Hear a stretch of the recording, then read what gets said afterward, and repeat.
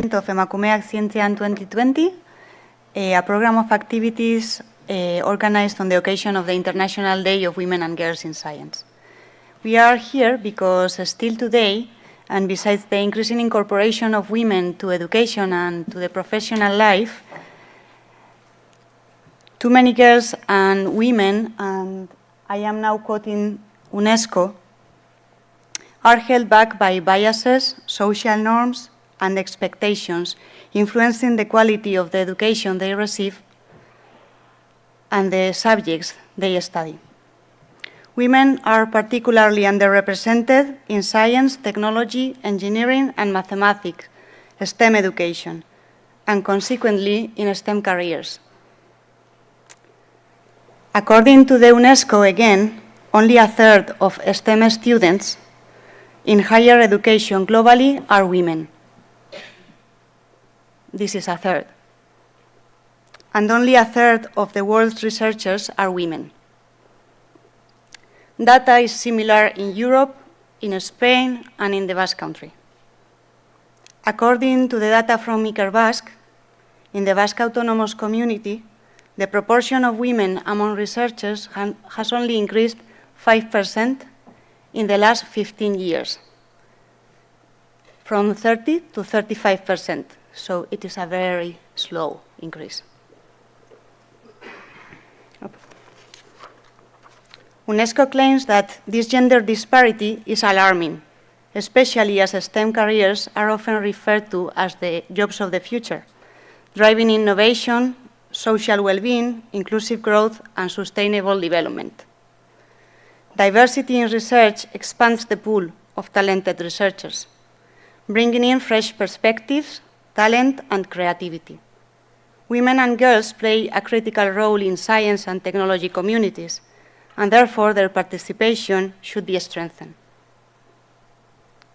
With this same purpose, this year, more entities than ever have joined forces to carry out the Emakumeak Zientzian Round Women in Science program of activities in San Sebastian. It is the Materials Physics Center, the Donostia International Physics Center, TIC NanoGUNE, Tecnum, CEIT, Biodonostia, IDOIA, Polymat, and TIC nanoGUNE. And we have also received the support of other institutions, the Diputación de Guipúzcoa, Fomento de San Sebastián, the CSIC, the National Research Agency through its María de Maeztu program, the University of the Basque Country, and the Donostia Cultura, and we are very grateful to all of them. As I said, the roundtable we are about to start is the last event of this edition, but that does not mean that it is less important. On the contrary, these days we have been organizing a lot of activities. We have been talking to the citizens, to our neighbors, and we were trying to transmit them the idea that diversity in science and technology is something that must be a reality, that we must build science without exclusions. And we have asked them to come to see our centers, to talk with our researchers, and to encourage their daughters, the next generations, to cross our doors and to stay with us in science and technology, to build a better future from diversity, from equality, so that the future also belongs to everyone.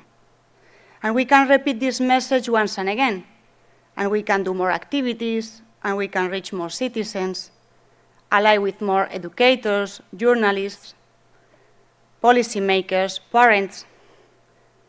We can do that, and we will try to multiply this message once and again, also in the future.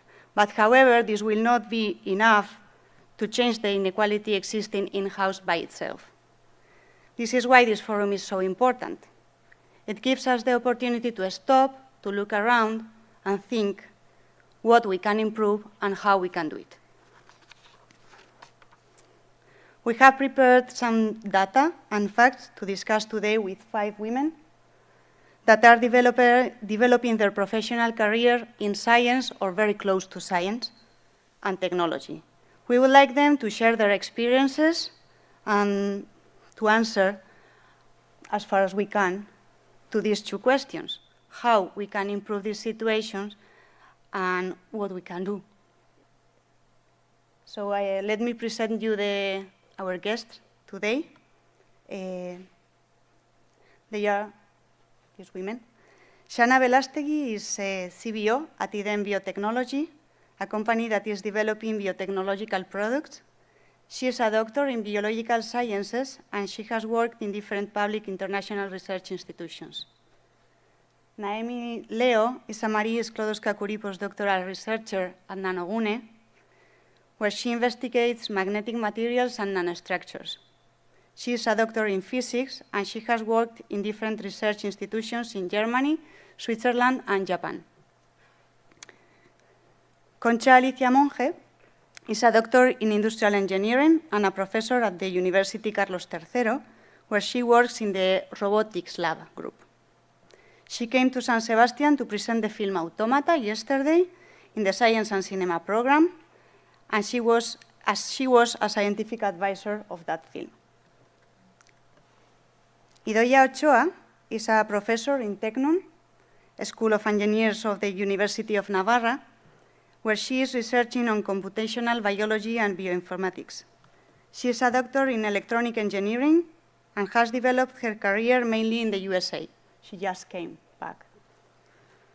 Very recently, her professional path has been recognized by the MIT Innovators Under 35 Award. To start with the discussion, we will also later open... Oh, sorry, Maria. I changed the order because Maria is a researcher in Polymat, and she's also a professor in the University of the Basque Country in the Faculty of Chemistry, where she is currently in charge also of the international relations. She is a doctor in chemistry, and her research is focused on the production of water-based polymer dispersions. Sorry, Maria. Thanks to everyone for accepting the invitation and for coming here today. So to start now, yes, with the discussion, we will later on open the mic for you too, if you have any comments or if you want to add some points to what they are saying, so that we can make it more interactive. But we will first give the word to our guests. I will show you first a graph. Is this one? This graph shows the proportion of men and women in a typical career in science and engineering. Here we can see bachelor and master students, women and men. Here are doctorates, postdocs, or first-level university lecturers, and other academic staffs. So if we see this graph, we can identify 3 points or trends that are quite clear. We have less girls that choose STEM degrees. Then there is a higher percentage of women that goes for the higher university degree, the doctorate, the PhD.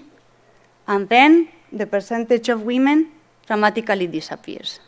Well, not disappears, but drops down. So today, with some variations, this data is more or less the same in Europe, in the world, in Spain, in the Basque Country. So as far as I know, we can take it as a reference today. Two main problems are clearly identified. There is a disproportionality at the beginning, at the time of the election, and there is also a disproportionality towards the stabilization. So we will start talking about this graph. And first, we will focus on the election of the STEM degrees.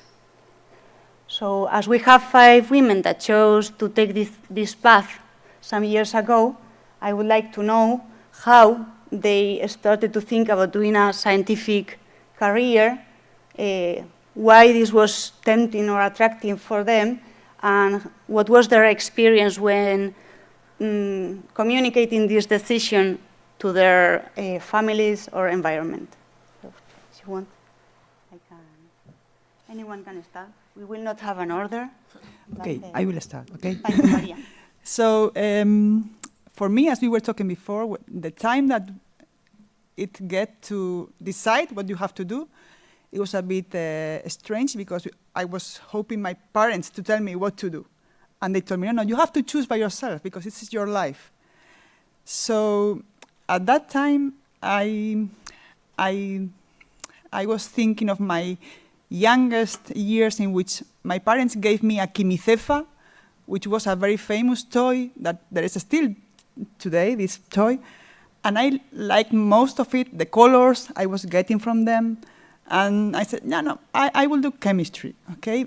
It's also true that probably my lecturers in the high school had a high influence on this election, because if you have good lecturers, then you see that this is important. So I said, okay, I will choose chemistry. It's also true that it was close to home, but I liked a lot these colors, laboratory experiments. This is what guided me to choose chemistry. For me, so I always loved mathematics, informatics, like I was with the computer. Not all the time, but I really wanted to know how it worked. I used to do like puzzles with my parents, like more like mathematical puzzles, not like regular puzzles. So I was also very inclined towards science, basically. And then when the time came to choose a career, I was between pure mathematics and telecommunication engineering, and I ended up doing telecommunication just because it touches a little bit more of everything. So it has mathematics, but it also has programming.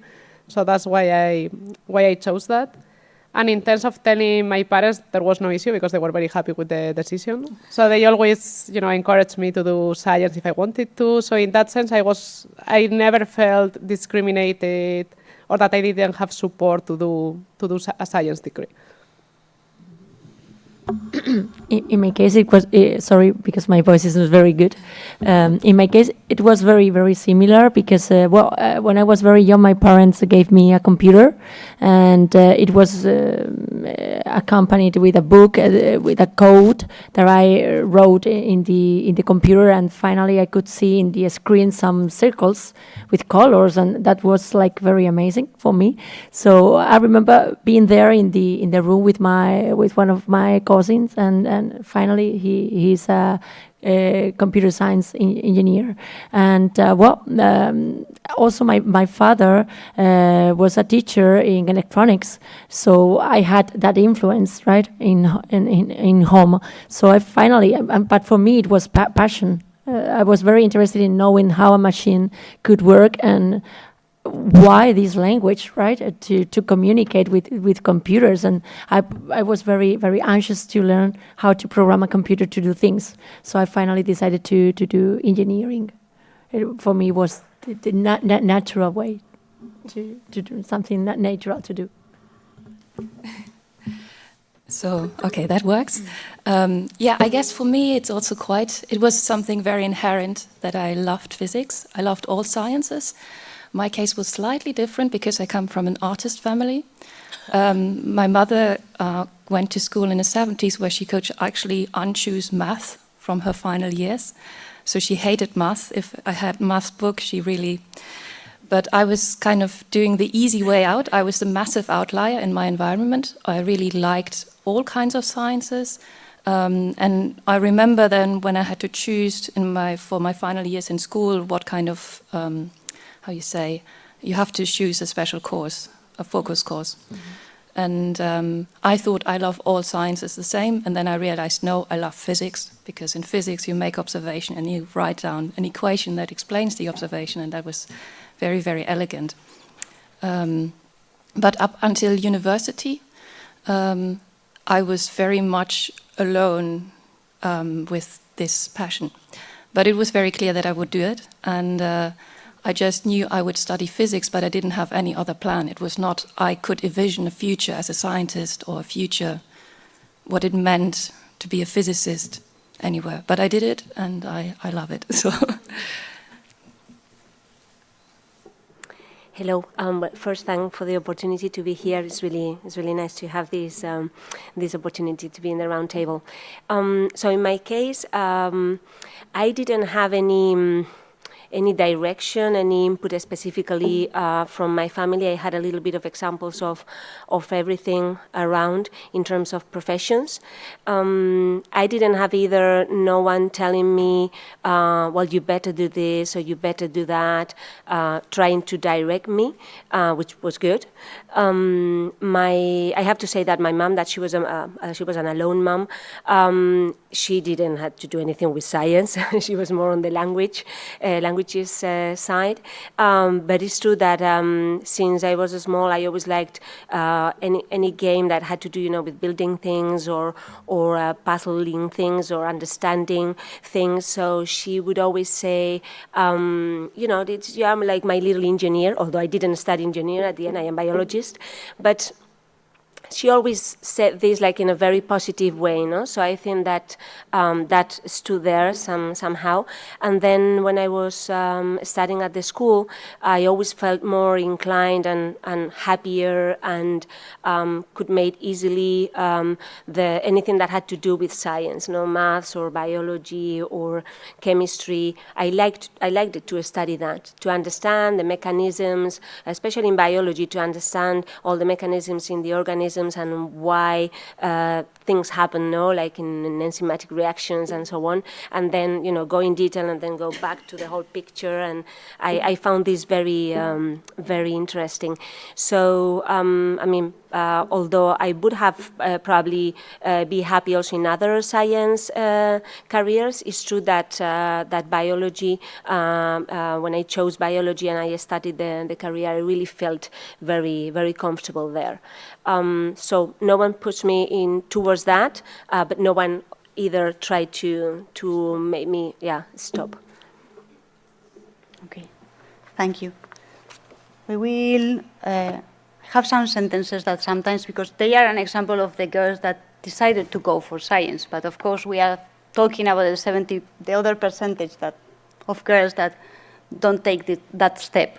So for that, it's true that we lack some people maybe on the table, but we will try to see why could be the reasons why those other girls didn't take the step as you did.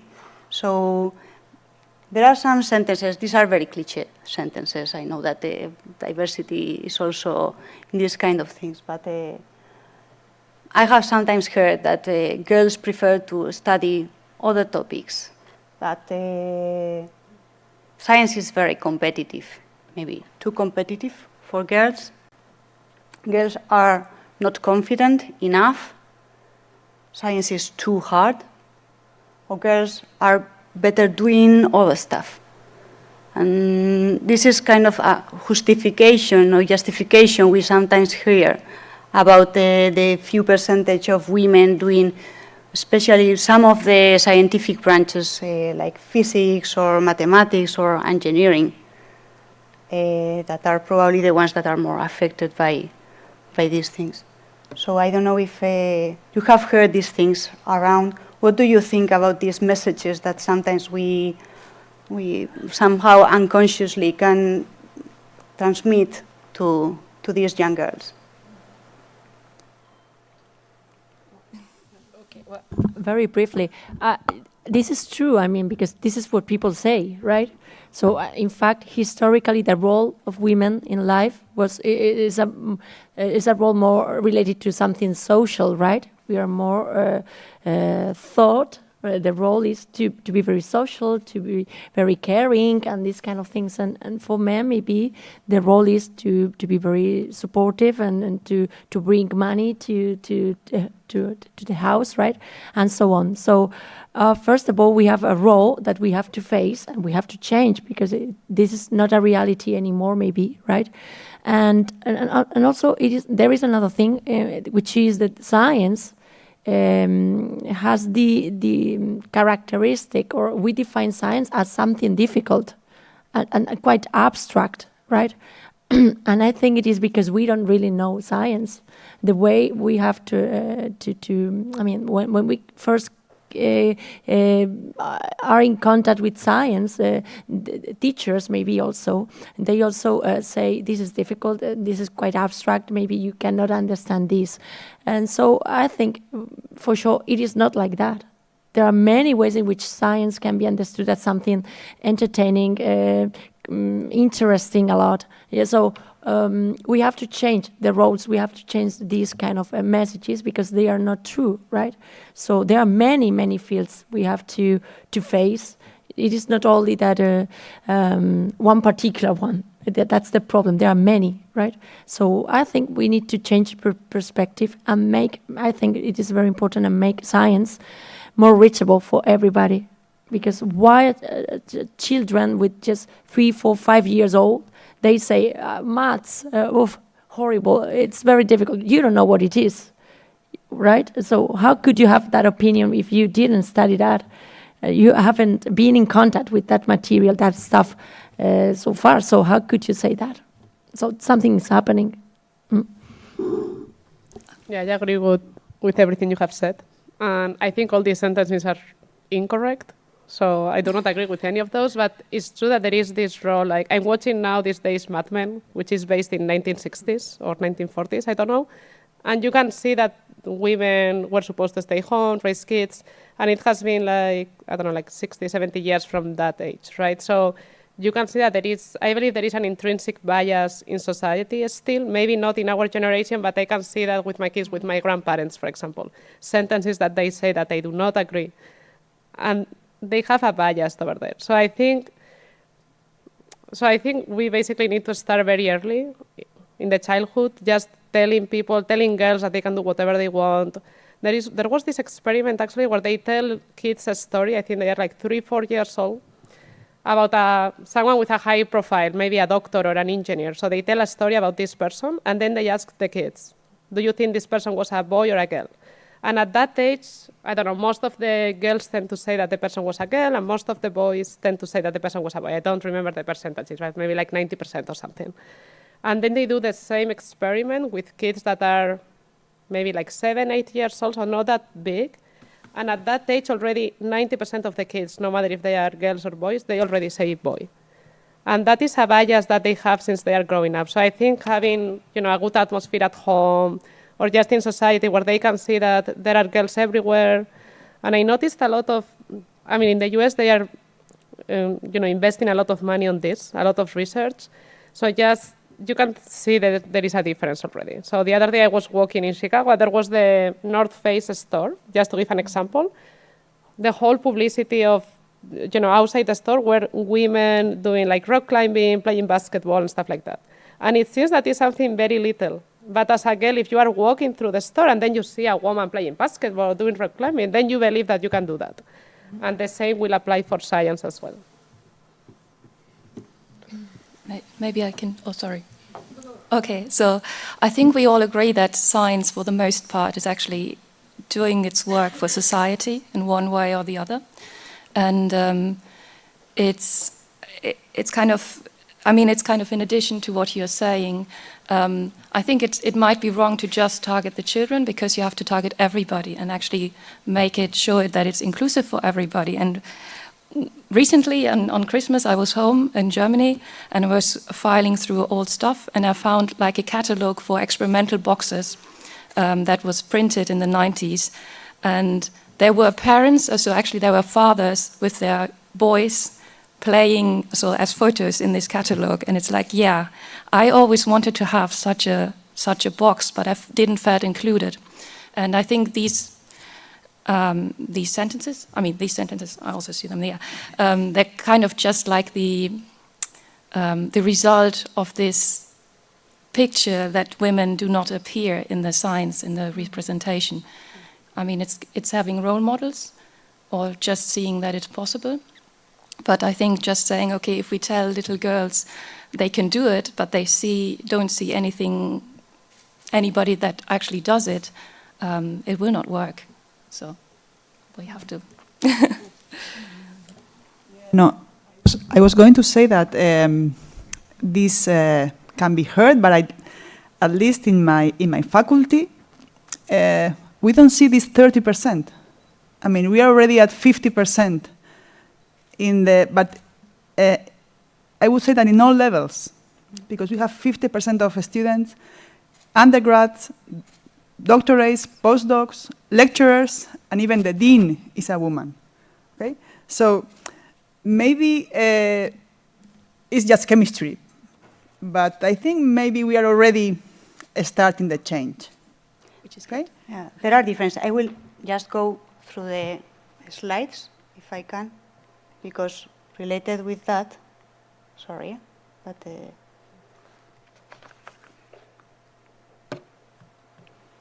there are differences from degrees.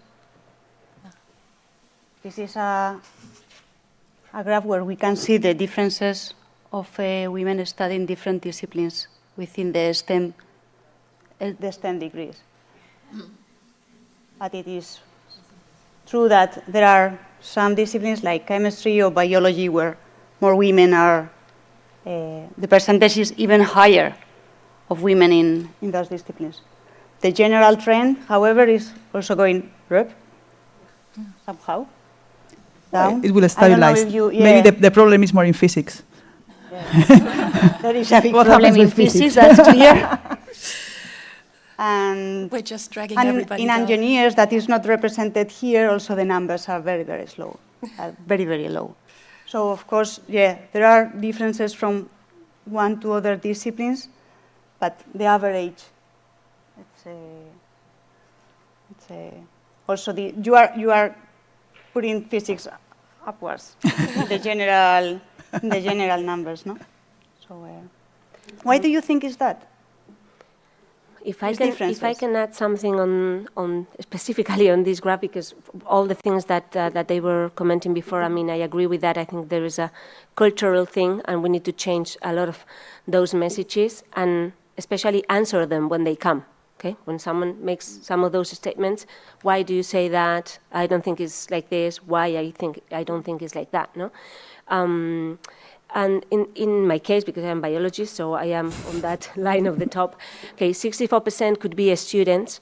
But last year when Nora and me, when we came to give a talk here also regarding female representation in some of these fields, we were putting together some numbers, and for example in the biotechnology sector, just in Spain, the numbers of women that work at companies, at biotechnology companies, as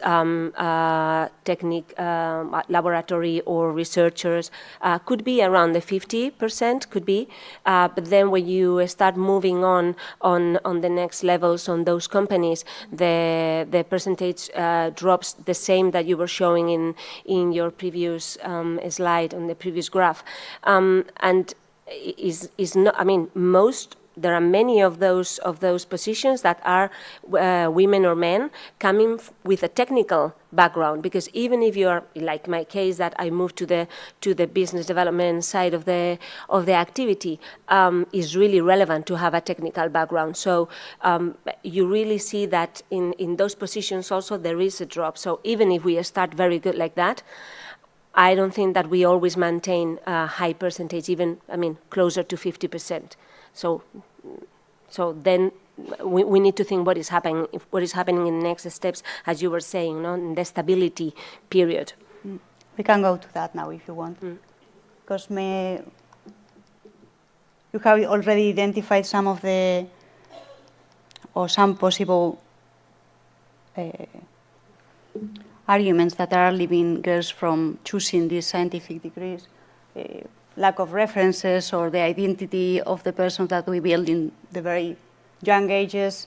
There are some studies that also point out the self-confidence of the persons and how we build that in the very first ages with very little children, that are also making some differences and biases that are perceived by our children, that are also influencing their decision later on for their careers. But we can move on to what is going on here, because maybe you have a lot of experience, you are already somehow advanced in your scientific careers, and maybe we can talk a little bit about that. So what do you think is happening there? What was your experience too? Maybe we can start from that. What was your experience? Because sometimes what we see outside and what we have lived, it's also very different. I don't know if that's your case, because you all are succeeding in your careers. So. Okay, I will give my view on the private sector, because I think the rest of the women attending the roundtable maybe are more on the public sector, and I decided to move to the private sector some years ago. I did a PhD at the same university where I studied, so the Basque Country University. Then I looked for new opportunities, and I also changed subject, which was something like, wow, you have to continue on, on the same path that you chose for your PhD and specialize on that, and you're gonna lose track, no, if you do that. But I wanted to have a more varied vision, if you will, and I decided to do that. So I went to Germany for a postdoc for 2 years, and then I wanted to continue my career in Spain again, so I was looking for opportunities. And at that moment I wasn't sure about following the scientific career that was established in Spain. I wasn't sure about myself fitting there. So I decided to move to the private sector, but continued in research, okay, maybe more applied research. And there, this was, I was around 30, 32 when I started there. So I really realized that if I had plans to have a family, that was going to come together with my growing phase in my professional career. So I had to figure out how to come to put all this together. I was quite lucky because the company that I was working at, Iden Biotechnology, is a company that has had always a very high presence of women, but that we have also fought to have that and not seeing it and feeling it as a problem. We had a baby boom during those years, and it had never been a problem. We didn't hire new people for those positions because they were very specialized positions, and it didn't matter. I mean, we continue our activity and development as a company. But it's true that that feeling of confronting that period in which you have to balance everything. I mean, you have to take decisions on how you're going to do that. In my case, I was free enough to decide how to do it, but I know it's not always the case. So at that age, one hand could be maternity, of course. Another question is other family responsibilities also, that maybe it's not children, but there are others. And how you decide that you want to live your life at that period will probably have an impact on that. I don't think it has the same impact for men and women. What do you think? What was your experience? Well, in my experience, I mean, the university field, and in my case, I worked hard, and then I was getting better positions, and that's a reality. But I totally agree with a fact, which is that for very high-level posts, for sure, you are expected to devote a lot of time, more and more hours, and this is difficult to manage when you have a family. Right. This is not my case, but I can see that everywhere with other colleagues, and then things get very, very, very complicated, right? So I think this is something that we all need to change, because for sure we need to take care of our children, our family, right? And there should be a way we can balance both parts, right? And for women, since we have that caring role, and for sure we want to be mother, and we want to take care of our children, this is being quite serious and quite difficult to deal with, right? And you feel bad because you are, I know my colleagues are, sometimes they feel bad because they think they should be with their children instead of being, I don't know, writing a paper, right? But the reality is that you cannot stop if you want to write a paper and publish it and so on. But for sure you need to get the balance, to find the balance. And I think from the administration and enterprises and so on, things are not very easy, right? They should we should somehow find a way to really make this a reality. I mean, the conciliation reality, which is not. And that's the problem. And that's why many women think, okay, I'm not going to compete because otherwise I am rejecting that personal part, which is I'm going to be a mother. And this is a reality. Well, my experience is a little bit different because I did the PhD in the US, so I just moved recently here, so I can talk about the US. And I think what happens there is that after the PhD, you can continue your academic career, but honestly, it pays less and it's very competitive. It's difficult to get a job as a professor. So most of the people go to industry, especially in engineering. I mean, I was in California, so you have Facebook, Google, all these companies offering you a lot of money. You know, you can just apply and you get a position, whereas for academia, you have to apply and maybe you don't get into the place that you want. So that's something that I guess why there is this drop. Because over there, in terms of taking care of family, they don't really have maternity leave. So sometimes it may be better. It's true that if you go to a good company, you may be better off in the company because you get your maternity leave and that's it. As a professor, you get some benefits, but you are still expected, you know, if there is a grant, you need to apply for it. If you have a deadline, you have to work on it. So you have benefits, but you are kind of working all the time. So that may be a reason as well to choose industry versus academia. Yes, I think the question is that, I mean, here there are the percentages, but there is no written the total amount of people in each of these steps. So it's going from a high amount to a very low amount. So, I mean, the positions on the right of this graph are very few. And it's a very competitive career, okay? So, as in any other competition, it would be fair if both women and men could start from the same place, okay? And in some cases, as it has been said here, it's not the case, because probably women, I don't know why, because it is in our genes, or I don't know why, we are maybe more prone to take care of our families, which can be, as it was said, maybe not only children, but parents or grandparents, okay? So maybe the initial position in that career is not the same for women and men, okay? So, I mean, the scientific career is going to congresses, not being at home, writing papers, having, I mean, a lot of work. And maybe that's why this is, the percentages are changing, okay? And maybe there should be okay, of course, there has to be a change in mind in all society. I mean, it cannot be that we have a child and I only take care of him. No, it has to be a shared responsibility. But even though maybe there should be some positive benefits for women, if we want them to be in the same percentage as men in the top positions. Positive discrimination, it's called, but I think in some cases, if we want to have a 50-50, maybe we'll have to do things like this. Like quotas. Yeah, or maybe different calls for men and women.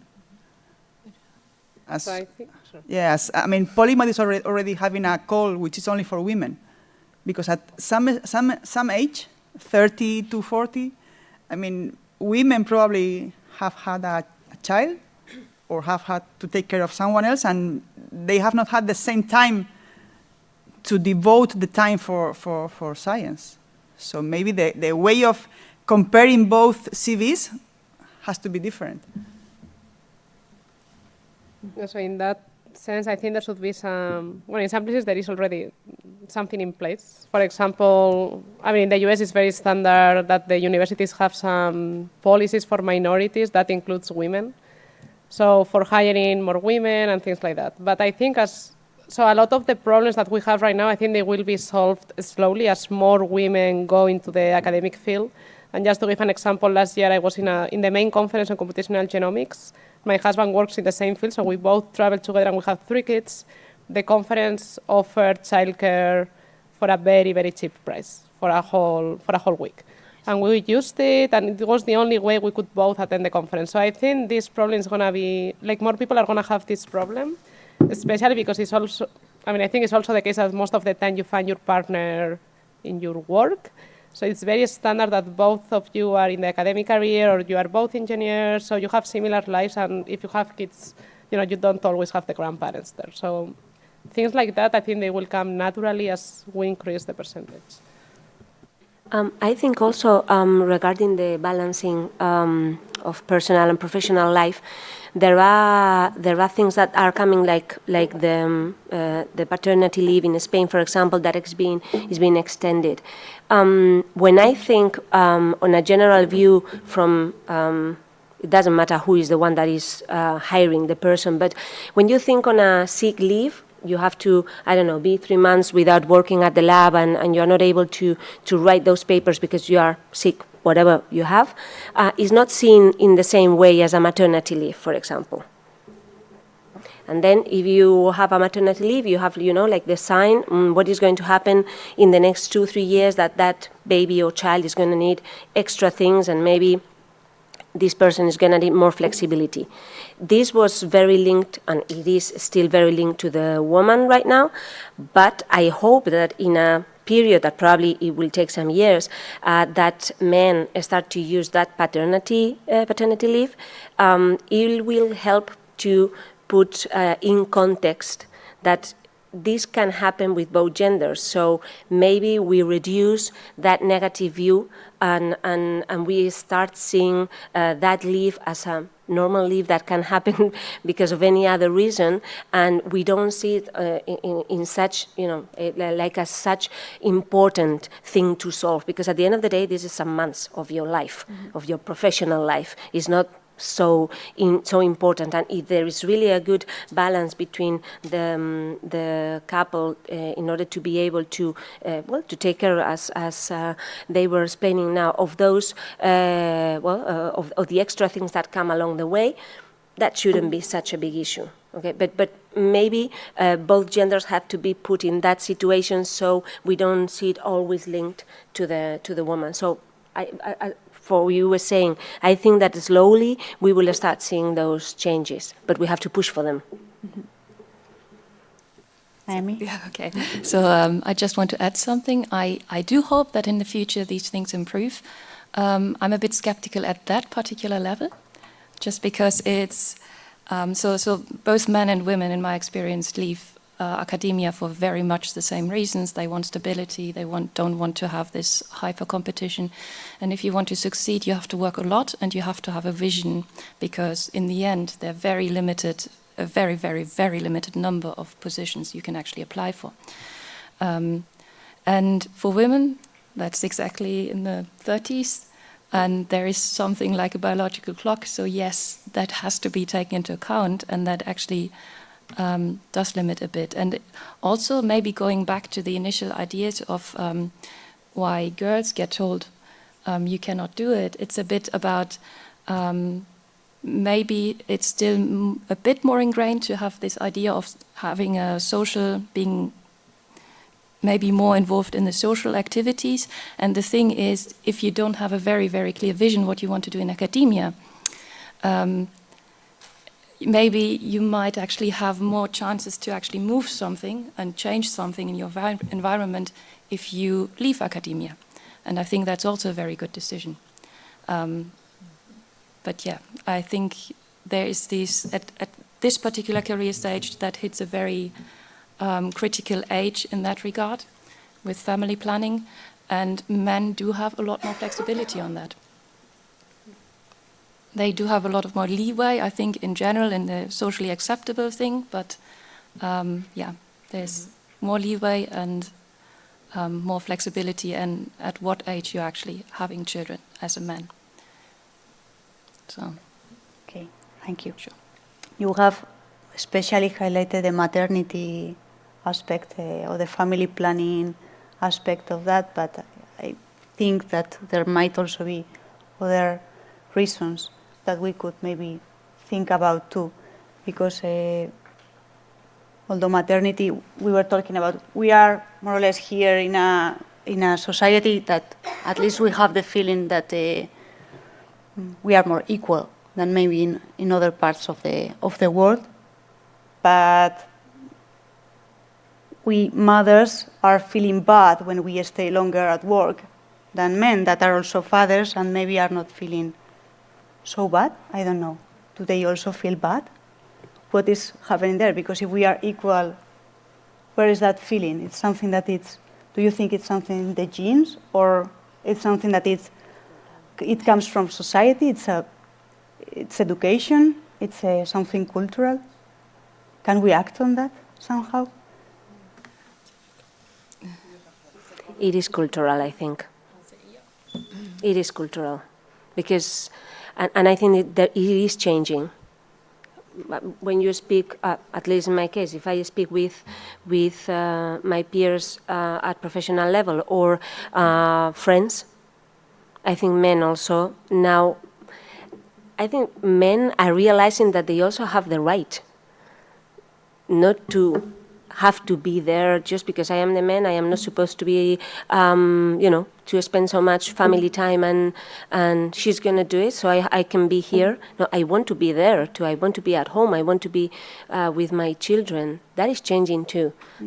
It is not easy for them either, because I think, okay, maternity leave is sometimes a problem, seen from the institution or the company point of view, but also paternity leave. So, and any kind of leave that has to do with family care, doesn't have to be children, no? So I think there is a change there. And in our generation and the next generations, we all want to be present with family, and being family, not only children, but family and friends, I mean life, no? I would like to add something that is not directly related to the family thing, but to the, I think, change that is also happening in science as like the social thing.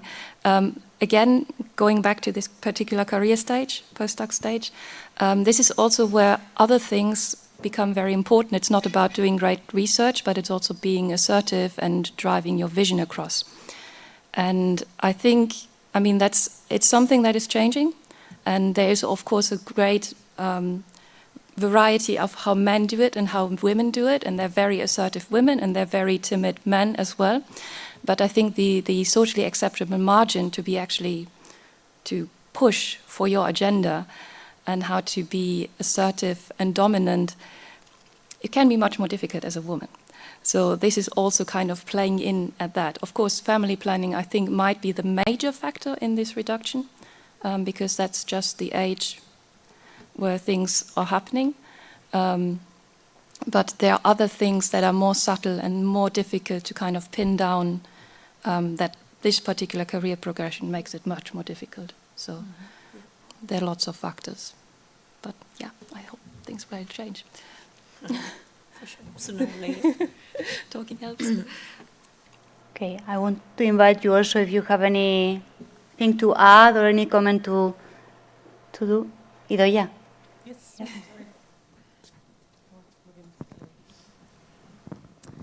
Hello, my name is Nora. I've had the opportunity to be the CEO of a biotech company. I work with XANA in Iden Biotechnology. I agree with everything that you are telling. The age, the maternity and family plans are critical points, and I think that one of the most important one. The other thing is that the starting point is completely different for women and for men.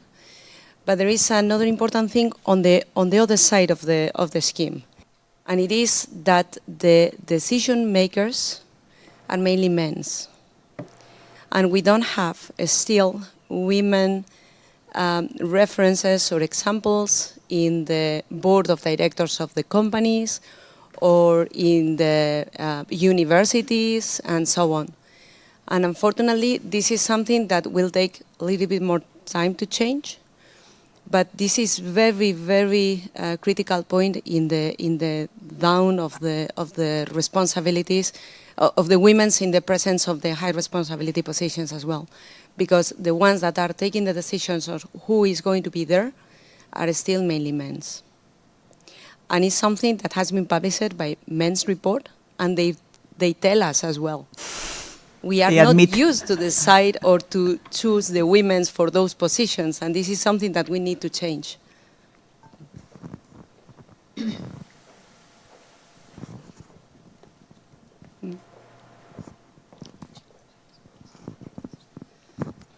Hello, I'm a physicist. So good. No, I just wanted to mention something. That we talk a lot about maternity and so, but I think, well, there is also a small thing that is important is in some fields like mine, we are often, especially, I feel like the more competitive the center is, or the more competitive the environment is, the less women you find, and the ones who are sometimes there are really a minority, and that's already a situation where you are not equal. And it doesn't matter if you don't have any children responsibility or not, you are always going to be a minority, and you're going to be always the outlier. So. Yes. Anyway, regarding the previous question, opinion, you are right, the policymakers are men, but I think that they are a bit pushed. So they are pushing that when they give you a grant, a big grant, that they start asking you how many PI you have, how many of them are women, and maybe you will have to start getting red when you say that you don't have any. Okay, so that I think they are starting to change things when you apply at least for public funding. Okay, I don't know for private funding. Hi, my name is Sophie, and I'm very interested in this subject, so thank you for sharing your experiences. I think that it's very interesting what you're referring to in regards of competition. And I think here at this point we should go back to the first slide. ITIZIAR told us that it is a very competitive place, science. And if we see any connection, not sure which one. Yeah, the one that it said the myths about why girls or young women don't go into science, and maybe you can give us some thoughts on your experience, because I don't think as girls are trained so much into these competitive skills. So it comes from back before. So one thing would be your reflection on how we could maybe change the system, because this has been established, this competitive system has not been established by women, right? It has some characteristics that have been established historically by decision-making men, right? So maybe we don't, I mean, at this point where we have to take the decision and where she has shared her experience, it's a very highly competitive, we don't have the tools or the skills of how to build up our ways or push our agenda, like you were saying. So this would be like one question, if you have any experience of this, of how you did, if you ever encountered this this thing in your career and how you went through it, and well, and also if you have any thoughts on maybe how we could change like the structure of how things are being valued, so that our interests and perspective is more included in this. Thank you. Tough questions. Very good questions. Well, I will try and solve something here, but well, very good question. I think it is very difficult to fix things once you are in the high level, okay? So for me, the solution starts from the very beginning when you are a child, right? So you need to be given a lot of tools for you to develop and as much as possible as a person, being more competitive, which is a very nice thing to be, even if you are a girl, because sometimes you are called bossy because you try to fight and impose your decisions, where maybe boys are called competitive, and that's exactly the same. So, I mean, equality from the very beginning is the solution, right? So I think it starts from having both genders, the same tools, and even the toys you play with when you are very, very young, right? And to develop as a person in a wide variety of fields, right?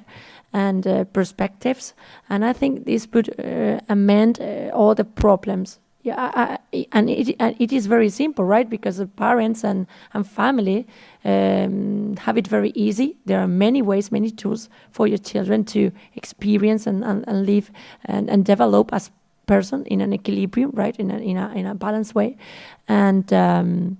But we have to fight against those people telling you cannot do this, you only have to do that, and so on. So if not, this idea of I'm not able to do it, this is very hard for me, this is not my role, then this will finally win, and you cannot be then later very competitive. You have to learn how to do that from the very young age. That's what I think. I also agree with what you said. Also, I wanted to distinguish that this being very competitive field, I think this is a message that you get after you finish your degree in engineering or mathematics. Like, I've never heard that when I was deciding what to study. So I think that applies for later, what you do once you get your degree. So that's what I wanted to distinguish. Like, for choosing the degree, I think this is this bias in the society that you should, I mean, it should be assumed that you can study science if you want. And I go back to your previous comment of what is science. Because when I was at school, I remember people saying like, oh, I don't like maths. And then I just have to do arts. And science is not only mathematics. Like, you may hate math, I mean, maybe if you really hate it.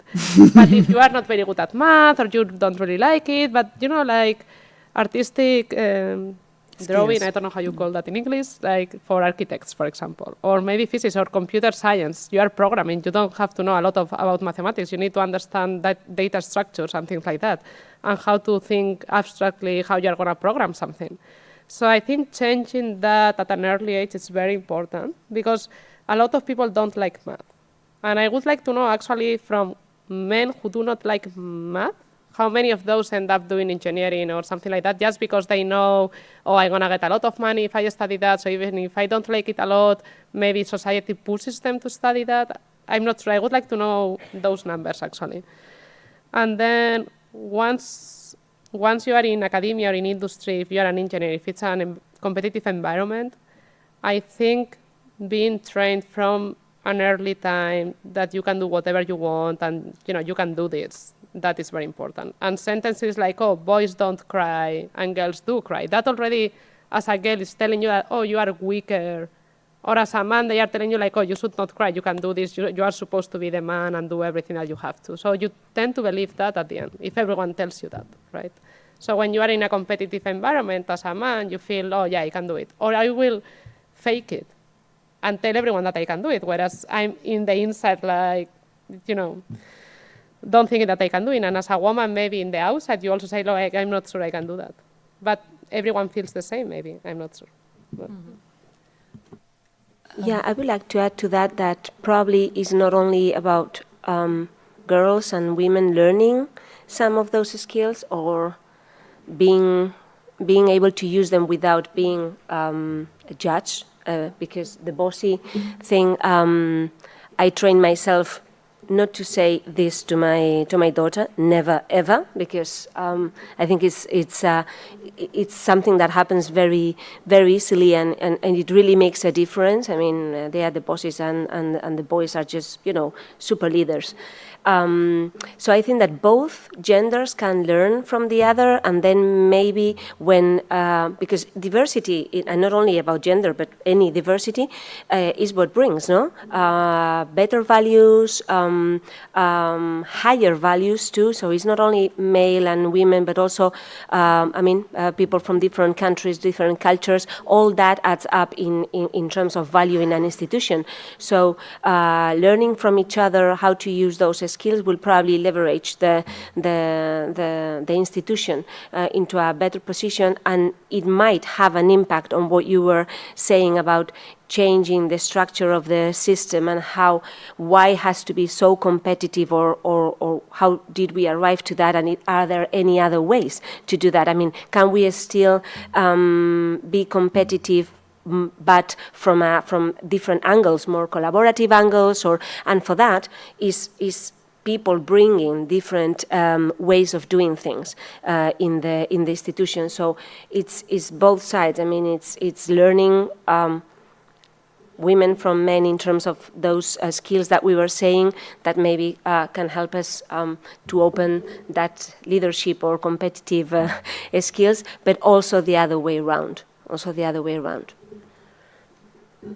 Yeah, I would like to add something on this. So I totally agree that we really have to improve how sciences are specifically perceived by girls and women in science. But I think it's a bit fatal to say, like, we have to start so early, because a lot of the skills that you need as a successful researcher, they can be learned even if you don't have the aptitude, and men do it all the time. So it's not like there is a big secret that you have to unlock very early in your childhood. And it's something, I mean, research, half of the research is learning anyhow, so you have to learn new skills all the time. And just as a concrete example, I see it in writing. Again, there's a huge spread about how cocksure men write and how cocksure women write or don't. And for me, I see that a lot of times it actually depends on the teacher or the PI behind that is kind of was the person who taught the student to write. So I think there's a lot of variety in that. And also the competitiveness. If you have really a goal, and you might not be super comfortable with everything, but again, I don't think all men are always super comfortable with being in a super competitive environment and very under very close scrutiny all the time. It's kind of, yeah, at some point, sometimes you just have to deal with it. And I guess it's the same with being a parent as well. I mean, it's not always, it's not something that necessarily comes naturally. You have to learn it, and you have to improve, and you have to get feedback, and you have to have people who you can ask for help if something is difficult. And I think that's kind of the networking thing, and it helps. And it's maybe done in a different way for women and men, but there are a lot of things that we can do to make the world better for our daughters, but we can also do a lot of things to make it better for ourselves. So I think, yeah. Thank you. I totally agree with trying to change society, but sometimes we have to do it at all levels, otherwise it's a bit too focused. Mm-hmm. Oh, sorry. Hi, thank you for your talk and discussion. And I'm a PhD student here, actually under supervision of NAΕMI as well. And we focus a lot about the maternity aspect, which I think is also a paternity aspect in the future, hopefully. But that's maybe not one of the problems I see, because when I grow up at least, and if I'm then ending up in the leading position, and I haven't seen girls with me, it's kind of weird. Like what is the qualifications if I'm constantly surrounded by other males, and then I'm up in a leading position, it's kind of course I will choose a man because they are like pre-qualified. Sorry. So I think it's the problems about, I mean, we should focus and start early on, kind of mixing and normalizing the view that everybody can do science, no matter gender or race or whatever type of difference. So more than thinking now, okay, why aren't we pursuing in science? Because obviously if you have a very few that starts, it's kind of hard to keep it up anyways. Hmm. Yeah, not really a question or a comment, it was just I think that we were saying it's what we were saying, no, that that is one of the areas in which we need to work on, and be roles. I mean, roles that you can touch and you can talk to, not Marie Curie in the book that you cannot talk to her. How did you do it? So, I mean, real roles, no? Both for boys and girls. But it's true that then, in my opinion, there is also work to do at the other levels, as Naomi was saying. Naomi was saying that and there are many studies about this and books that have reflected this. I mean, we tend to be, and I think that for years, and I hope that is also evolving. The research institutions have been previously very endogamic, and you might prefer to choose, among what you had very close to you, instead of looking also in other areas, if that is really who is really the best person to come into your team, for example, no. So with a high percentage of men in board of directors or administrative committees or whatever, that happens too. Is a tendency that it is reflected by the numbers, and it's something that we all need to embrace. I mean, diversity, instead of only looking to what I know. What is what I know? What I know is what I have closer. If closer I have 80 or 90% of men, this is where I'm going to choose. So we all need to change that view to look more on a more wider picture. So for me, it's not only acting at that level with daughters or with with girls and boys at the school or college, but also later on, and being all open to a change, of course. I have the feeling that probably most of the people that are in this room are quite convinced about this. We are only more women than men attending this kind of events, not only today, but in general, we have experienced that we are talking among ourselves, and it's good, because it's empowering too. But what feeling do you have of the men around you in your offices or work, environment, conferences, whatever, about this subject? How do you think they perceive it, or they feel threatened, or they... Because I sometimes have the feeling that some are very receptive and that are very willing to get involved in this change, and that others feel very comfortable with the system, because, of course, the system also benefits them. And, well, that's my feeling. What do you think about that?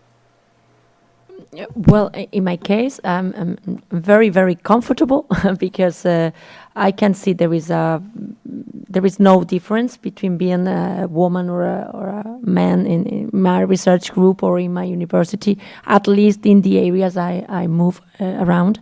And it is true that maybe for older people, they have the idea that everything is soft. There is nothing to be fighting for, because there is already a balance and everything is okay, and you have the rights and you can study and you can get this post, and there is nothing to do. I don't understand why you are fighting for what, if everything has been achieved. And this is the idea of some of them, right?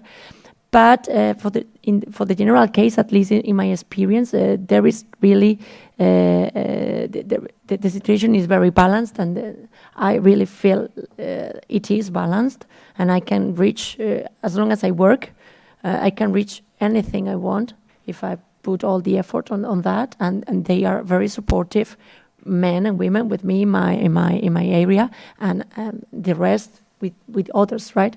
So I think we are, and especially if you go down to younger ages, you can see that there is the thought that for sure women and men are exactly equal, and there is nothing to discuss, and they are very active on that, and they decide freely if you are the best, then even if you are a woman, okay, you have to be here, and I vote for you, and that's my experience. So in my experience, I haven't encountered discrimination per se for being a woman.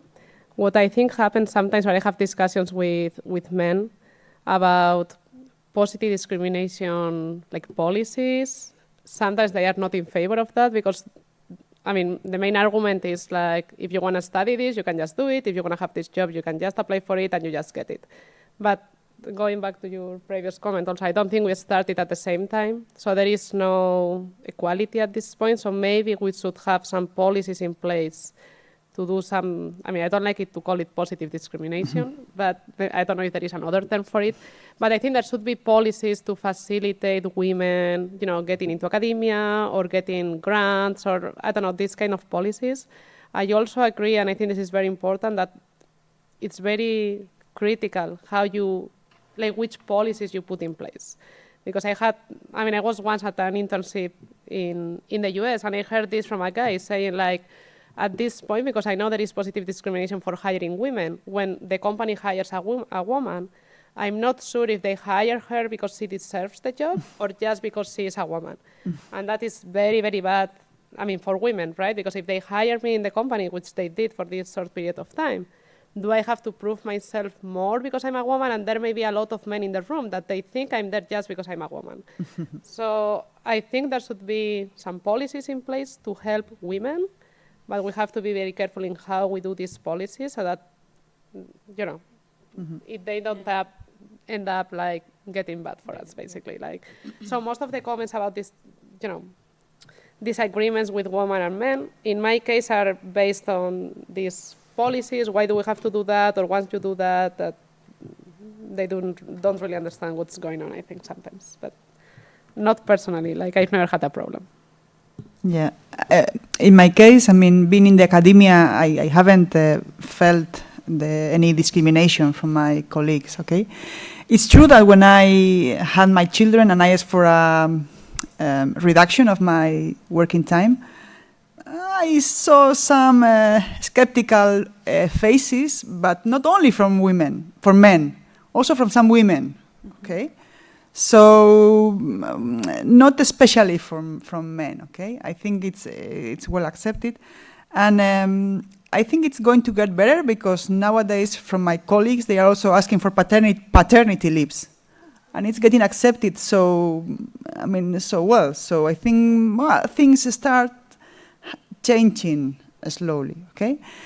Regarding the mentoring side, I mean, for my PhD students or I maybe just in one case coming from outside Spain, I felt that the guy was a bit upset because we were women. I mean, he has 2 women directors. Maybe he would be more happy if he had a man director, okay? But I guess that at the end he managed and he survived. Okay, so I think that's also for us in our mentoring work to work also with women and men, because both of them, I mean, for us they have to be equal, but not women to men to women too. So I think it's getting better. So maybe just add my own 2 cents. So from, especially from very established professors, I've received quite some support and also kind of mentoring or hints what I can do.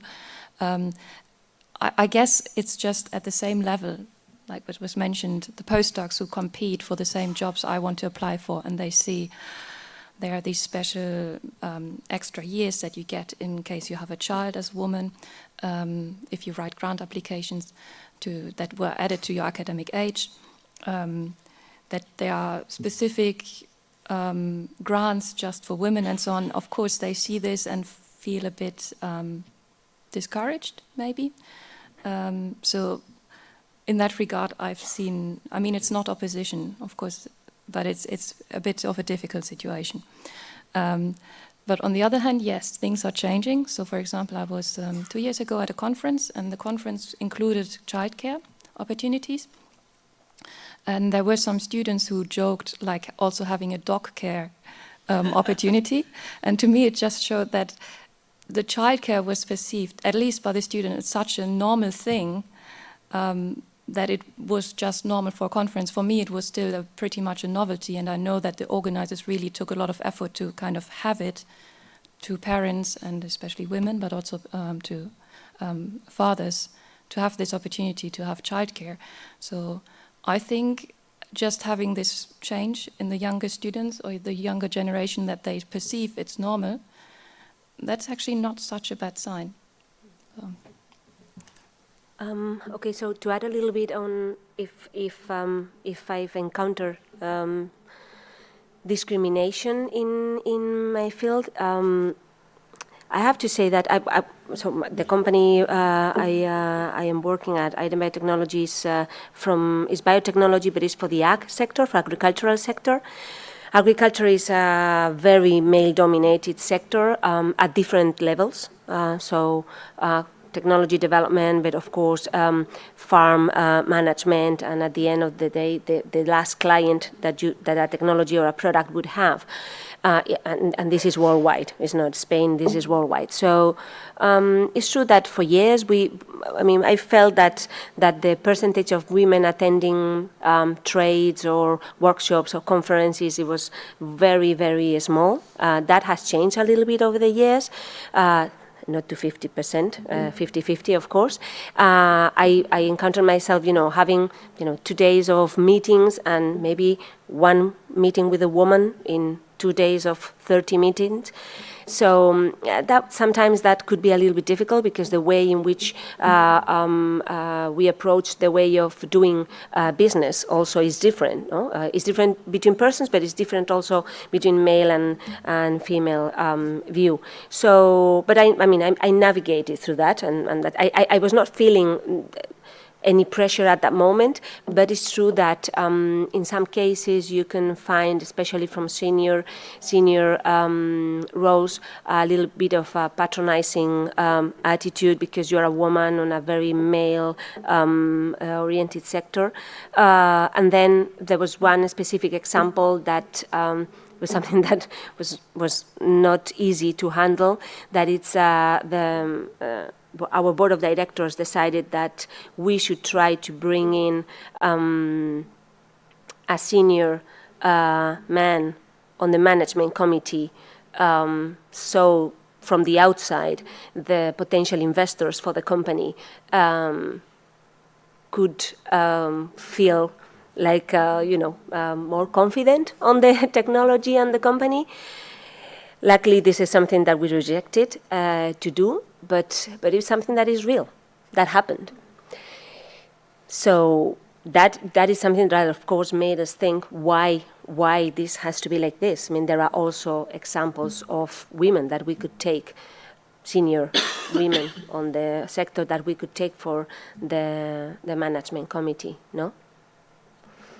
So you needed a man with a white beard to look very... Yeah, without hair, if possible. Sorry, just to add a little bit more to that, I think because this is kind of a cycle, until we don't have equality, a lot of things will happen like that. And I think even women sometimes, and I include myself, we are biased, thinking that guys are better. Because, like in my case, I did the PhD, and most of the people doing the PhD were guys, right? So just by probability, it's more likely that the extremely good PhD students are going to be guys, just because there are more of them, right? Doesn't mean, even if there is extremely good woman, it's just one, right? So just in my mind now, because during my career, I just saw a lot of guys doing the PhD, and some of them were amazing. Now in my mind, I feel that, oh, guys are better at this job, which is not true, right? It's just because the sampling space is smaller for women.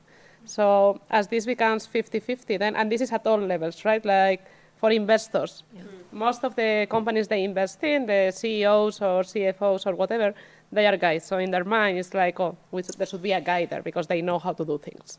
Why? Because they have never seen a woman in that position, so they have no idea if a woman can do that job. So I think, yeah, it's going to be like a, it's like a chain of events, but hopefully it becomes better. So that's why I think we have to be a little bit like, I don't know, hands-on on this topic. There was some... Yeah, thank you very much. You have all been very inspiring. My name is Maria. I'm a cancer researcher in Biodonostia, and I am also a member of the gender equality at my institution. So we have been talking about many things that we don't, I mean, we can change in long term, but like I have two questions, maybe more focused, like what can we do in our institutions, like maybe in the next years, like in, like, not easy, but like more short-term measures. And second thing, my main problem is how, because I really think we do, men and women have to work together to change things. And at least in my institute, we find like not all men and not all women, but we find like some people who are really skeptic about all this. So how do we engage those people? Those are my two questions. Thank you.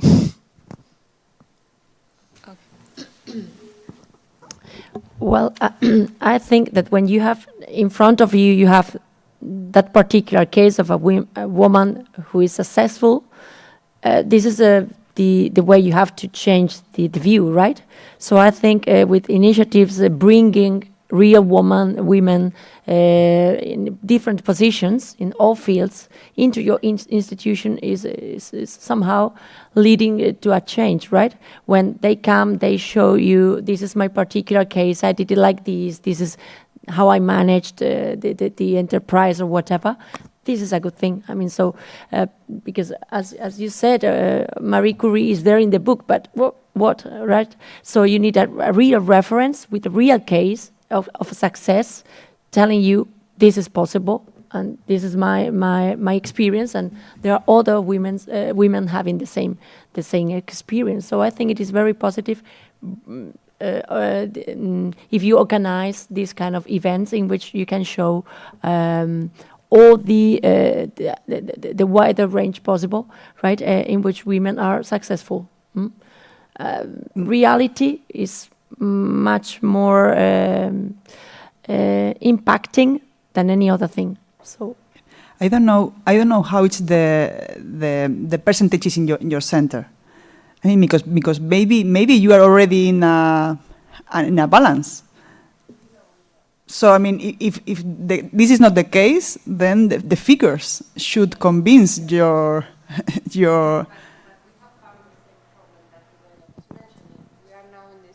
trying to promote. Maria, take the. Sorry, yeah. that we are in our institution trying to promote women to. I mean, there are many PIs, but group leaders are mostly men, and like leaders of area or head of the areas are mostly men. So we are trying to make women to progress to those positions, and I see a negative point because like some people are really thinking that we not, I mean, it's not myself, it's like the scientific director, but they are doing this because they are women, not because they deserve it as same as men. So the numbers are not equal yet. I mean, we can see this scissor, at least I think in many institutions. I think you're very privileged, to be honest. And second thing, how do we do it? I think we have to do it having everyone on board. Yeah. Because if not, it's going to be very problematic inside an institution. This is clear. But I mean, I think that in your area, which is bio area, I mean, the number of graduate students or postdocs is 80% women. So I mean, it is not possible to, let's say, to convince anyone that from 80% of women, then you have only 20% of women in the direction positions. I mean, it's something that there is an imbalance there. So that this should be something that should make think the directors. I mean, of course, there is one thing that it has been mentioned. Maybe women don't want to get to those leading positions. Maybe.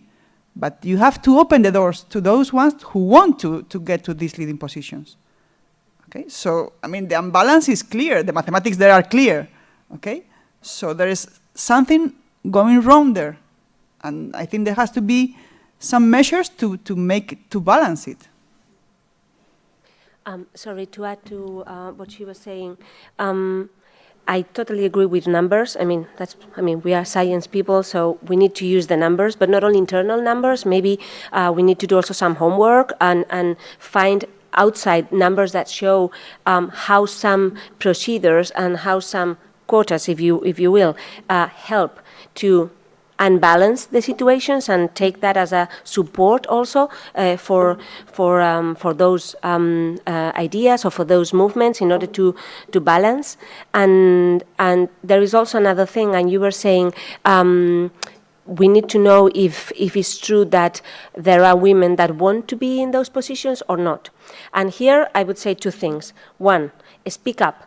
I mean, if you're a young researcher, if you're a postdoc, if you're in a company, don't think that the one on the other side having the possibility to take a decision to put you on board has to know that you want to be on board. Tell you want to be on board. I want to take this challenge too. Okay, Iñaki, Jose Manuel, and Amelio want to do it. I also want to apply. You have to say it. That is something that sometimes we don't do. We just step back. Don't step back. Say, I want this. Do you think I am prepared for this? Where can I strengthen my CV or wherever to be in a position to fight for this? Ask, talk, speak. That is on one side, and then is the other.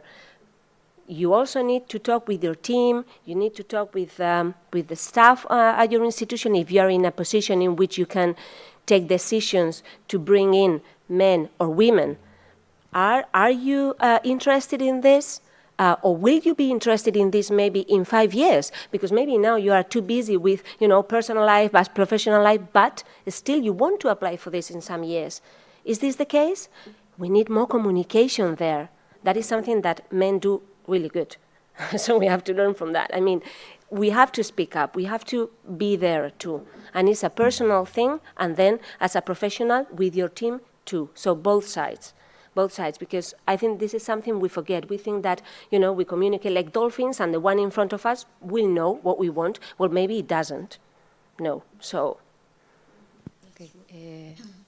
Thank you. I would like to share two opinions. One is that regarding your what you said, that we did a survey in our institution when we started our gender equality plan, and one of the things that were surprising to me is that, and that I didn't expect originally, was that most women answered that they would like to get higher positions, and that they were prepared, and that they would say yes.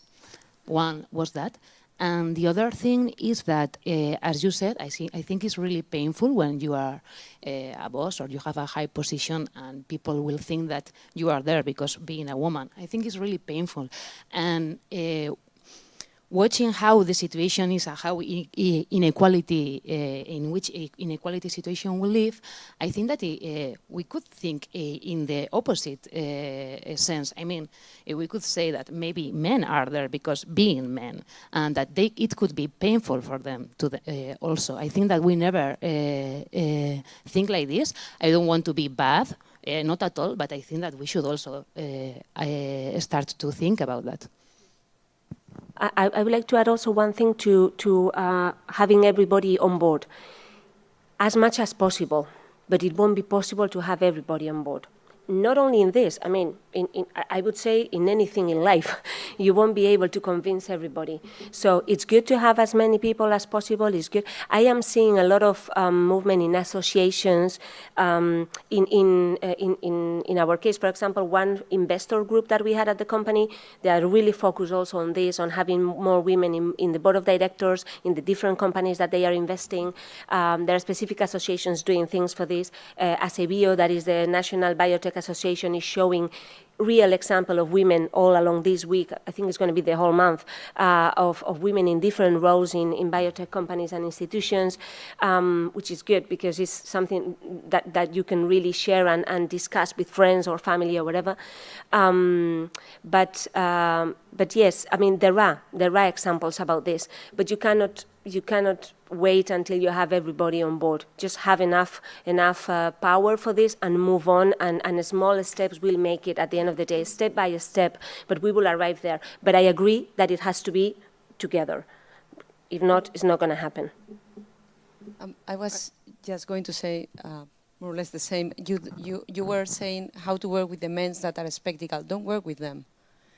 It's going to be impossible to change their mind. But there are a lot of men that they are not skeptical, that they are expecting on trying to know how to proceed, because they don't really know how to do that. Okay? So we need more communication. You don't need everybody on board, but for sure you don't need the skeptical men on board, because they are like a bomb. So get them out and work with all the men that are expecting to learn on how to proceed, because I'm sure that you are going to have a lot of support there, and the other ones will change or not, because sometimes the people didn't change, and sometimes the people has very strange things, way to think. I wanted to add something about that, because at least in my personal experience in my center, the most acceptable ones are women, and are really, really, really hard on that, and very strong experiences can happen with them, because they are really, really not just not on board. They are just in the other side of the room, and they are not here. And none of the people that are not on board in my institution, I mean, what we were saying, that we organize this, and this is very important, but we are, again, the people that we are already aware. So what I would suggest is get the direction on board. Get the decision-making bodies on board, so that you can answer. This is not something that I decided, or this is not an opinion. This is a statement, and I'm talking about the center. And then we start talking, because otherwise there's nothing. We could organize and get ourselves together once in a year and say, we're all together and we're all agreeing. But if you don't have a plan, like a real gender equality plan, supported by your direction, there's nothing you can do. And it will come or not. But I feel that in my institution, maybe more than half of the staff is not aware. They really think that there's nothing to complain about. They really think that if it doesn't happen, it's because it doesn't have to happen, and if it has, that it will solve somehow magically. But maybe more than a half of the staff. So I'm not talking about them. I'm not talking to them. I'm not talking to them. Like I cannot be worrying about them all the time. We have to move forward, with or without them. No? Oh, well, as far as I don't know what else to do. Like otherwise, we will stop doing these things and we will stop trying. So as far as I can see about the immediate measures, there are different things. So there's, of course, the kind of political aspect of doing the strategy, kind of shaping the strategy of the institution. I guess that requires a bit of lobbying. I have no idea about how to do that. Of course, I think it might be very difficult to absolutely convince the skeptics, and then it would be best to work with the people you can convince and hope that it has the critical mass to kind of put some goals down and actually make them kind of specific and obligatory. I've seen that for kind of strategy papers for different universities, when they say, okay, this is how we want to try to improve the number of women professors, female professors. Question is if it will be kind of done like that, because if you read them carefully, there's usually like some wriggle room around, but at least the will is there. The other thing is like finding out actually within the institute, kind of, I'm not sure if it's feasible or if people would actually attend, but if you do some kind of women's group within an institute, just to actually find out that people want to have or women want to take on positions. And the only real experience I can share is when I was a PhD student at the ETH Zurich, they had like a mentoring program specifically for women, and they had really good content. So that was sometimes very specific mentoring, like how to write a CV, but we also had like a group of students, or not students, I mean we were all PhDs and postdocs, and we also met on a private, so we were 10 women, and we were meeting again and again, and we also saw the career progression of each other, and that was quite helpful, because sometimes you only need a very small change in your perception to be more comfortable in this competitive environment that science is and probably will remain for the longest part. So yes, sometimes you don't need so much to make things maybe a little bit easier. But that, of course, the mentoring, of course, would be people who probably go out again, so they won't necessarily remain within your institution. So it's difficult to measure the success of this particular method. So, Okay, thank you. I think that it's already a bit late, so we will be finishing the session. Thanks to all for contributing here and there too. I wanted to share with you a last sentence that it's from an article of Pilar Calzada. It's disculpen las molestias, so excuse the mess. I took some little extracts, and it says that moving is a transformative experience. We don't move gladly because we just want to. We do it by necessity, or most of the times at least, we do it by necessity. Comfort, laziness, and complacency tend to be conservative, to push you gently to leave things as they are. I feel that this is why we women are at the forefront of this massive move, because it is mostly us who are no longer comfortable in a house that does not adapt to our needs. And I think that this is something that it is also happening in science, but not only, it happens everywhere. So a change, I believe that a change will come, that we are on the way, but I also share that we need to do it all together, not only women, but we need to build this new space, women and men all together, so that we create a space that is comfortable for all of us, and that we can all develop ourselves in this new space. So this is, I really like the article, and I wanted to share it with you today.